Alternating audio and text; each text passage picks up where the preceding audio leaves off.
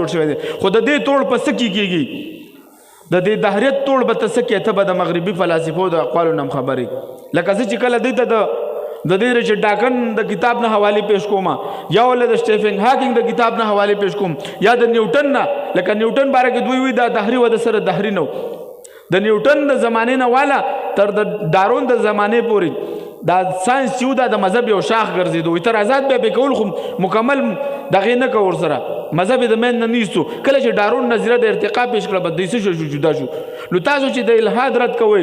لکه دا فلسفه قدیم اور جدید کې اقوال میں تصور خدا زما دا کتاب 400 صفحې کتاب دی پته کې ما ټول د فلسفه او اقوال جمع کړي چې د دهرن ته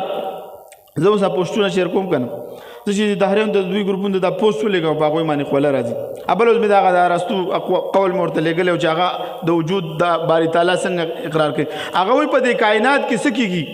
دغه تبدیلی راځي په ماده کې نوې اجزا جوړیږي د ماده او زاړه ختميږي دا نوې جوړېدل او دا زاړه ختمېدل د علت ته احتیاج لري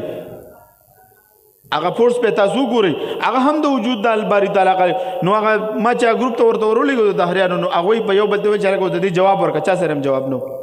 دا راستو بدوي سي جواب وکي ما ورته د سټیفن هاکینګ د کتاب قول ولېږو دا مولا لیکل دی بس په خندا شو دا ما سپینونو دی هغه په دا کتابونو تاسو زمون کتابونو تاسو لیکلي ما نه د خپل کتابونو مو انکار کوي نو تاسو چې کله د الحاد رد کوئ نو دا کتابونه سناسه مطالبه لري دویم فرق